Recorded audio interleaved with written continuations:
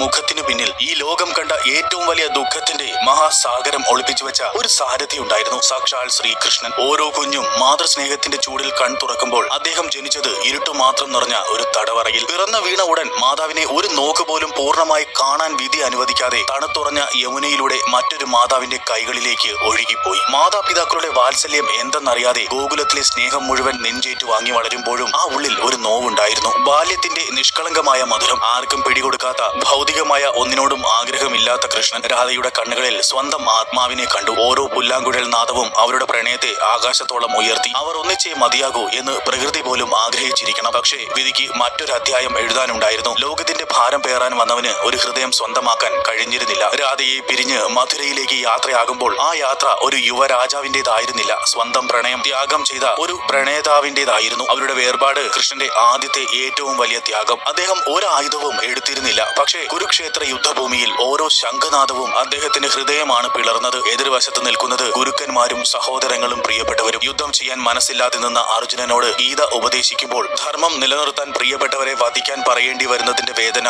ആർക്കറിയാം? പറഞ്ഞു കേൾക്കുന്നത് സത്യമാണെങ്കിൽ യുദ്ധക്കളത്തിൽ ഒരു യോദ്ധാവ് നിലം പതിക്കുമ്പോൾ ആ ശരീരം ഏറ്റെടുത്ത പരിക്കുകൾ എല്ലാം കൃഷ്ണന്റെ ഉള്ളിലാണ് മുറിവായി മാറിയത്. ഭീഷ്മർ ശരശയ്യയിൽ കിടന്നപ്പോൾ, കർണന്റെ രഥം മണ്ണിൽ പൂണ്ടപ്പോൾ, അഭിമന്യു ചതിയിൽ വധിക്കപ്പെട്ടപ്പോൾ ഓരോ മരണത്തിന്റെയും പാപം, ഓരോ വിലാപത്തിന്റെയും കണ്ണീർ ഈ ലോകത്തിന്റെ മുഴുവൻ ഭാരമായി അദ്ദേഹം തന്റെ ചുമലിലേറ്റി. തന്റെ ജനതയുടെ രക്ഷയ്ക്കായി നീതിയുടെ പുരുഷനായി മാറേണ്ടി വന്നതിന്റെ തീവ്രമായ ദുരിതം ദുര്യോധനന്റെ തുട തകർത്തപ്പോൾ കൃഷ്ണനും വേദനിച്ചു. അശ്വത്ഥാമാവിന് ശിരസിലെ മണി നഷ്ടപ്പെടുത്തിയ ശാപം തന്റെ തലയിലേറ്റു. എന്നിട്ടും എല്ലാം ശാന്തമായപ്പോൾ അദ്ദേഹം വിജയിയായില്ല. യുദ്ധക്കളത്തിലെ നഷ്ടത്തിൽ തളർന്ന ഗാന്ധാരി ആ വേദനയുടെ മുഴുവൻ അഗ്നിയും ആ പുഞ്ചിരിക്കുന്ന മുഖത്തേക്ക് എയ്തു. എല്ലാം കണ്ടിട്ടും തടയാതിരുന്ന കൃഷ്ണ, എന്റെ 100 മക്കൾ മരിച്ചതുപോലെ നീയും നിന്റെ വംശത്തിന്റെ നാശം കാണും. ശാപം കേട്ട് അദ്ദേഹം ചിരിച്ചു. ആ ചിരിയിൽ പരിഹാസമായിരുന്നില്ല, അതൊരു സ്വയം ബലിയായിരുന്നു. ലോകത്തിനു വേണ്ടി ഒരുപാട് പേരുടെ പാപം ഏറ്റുവാങ്ങിയ തനിക്ക് തന്റെ സ്വന്തം വംശം നൽകിയ ശിക്ഷ അദ്ദേഹം സന്തോഷത്തോടെ സ്വീകരിച്ചു. ഒടുവിൽ യാദവകുലം പരസ്പരം പോരടിച്ചില്ലാതായി. താൻ രക്ഷിക്കാൻ ശ്രമിച്ചവർ തന്റെ കണ്ണുകൾക്ക് മുൻപിൽ മണ്ണടിഞ്ഞു. ലോകത്തിന്റെ നാഥൻ ഒരു കാട്ടിൽ ഒറ്റപ്പെട്ടു. സ്വന്തം കൈകളാൽ ലോകത്തിന് നന്മ ചെയ്തവൻ ഒരു വേടന്റെ അമ്പേറ്റ് മരച്ചുവെട്ടിൽ കിടന്ന് ഈ ലോകത്തോട് വിട ചൊല്ലി. കാരാഗ്രഹത്തിൽ പിറന്ന് പ്രണയം ത്യജിച്ച് സ്വന്തം ജനതയുടെ നാശം കണ്ട്